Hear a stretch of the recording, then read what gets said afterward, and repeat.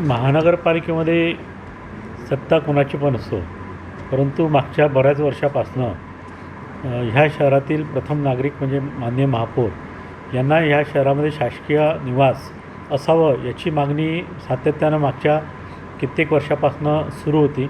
आणि मला एक आनंदाची गोष्ट आहे की यावर्षी हे नागपूर नगरीच्या या 55 या महापौर माननीय नीताताई ठाकरे यांच्या कार्यकाळामध्ये महानगरपालिकेला एक स्वतंत्र बंगला इथे मिळत आहे.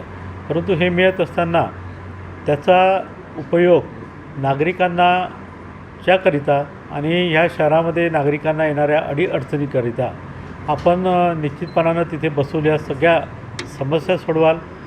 येणाऱ्या काही दिवसाआधीच जर आपण बघितलं असेल तर ह्या शहरामध्ये थोडासा पाऊस आला, परंतु अर्ध शहर हे पाण्याखाली बुडलं.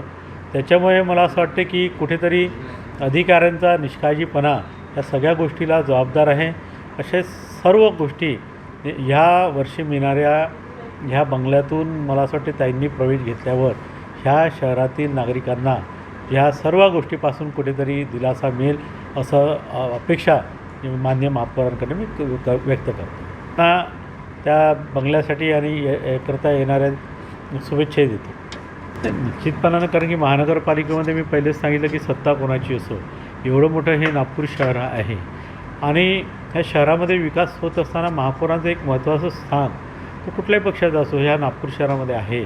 आणि सातत्यानं व्यस्तता आणि दिवसभराच्या मीटिंग्स आणि ह्या सर्व नागरिकांच्या समस्या सोडवण्याकरता त्यांना महानगरपालिकेच्या जवळपास जर निवास असेल तर मला असं वाटतं की निश्चितपणानं त्यांना काम करण्याकरता सोयीस्कर आहे.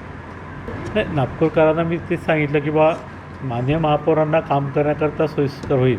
परंतु नागपूरकरांच्या जर फायद्याची जर बाब बघितली तर हा जो बंगला माननीय महापौरांना मिळालेला आहे तर ते निवासस्थानी आपण सगळे अधिकार जो माननीय महापौरांना याचा वापर करून ह्या शहरातील जनतेला ज्या काही त्यांच्या सुविधा उपलब्ध करून द्यायच्या आहे. जिथे मी थोडा वेळ सांगितलं की आता पाऊस होऊन गेला आणि ह्या शहरामध्ये बऱ्याच ठिकाणी रोडच्या नाल्या अजूनपर्यंत बुजून आहेत, त्या साफसुद्धा झालेल्या नाही.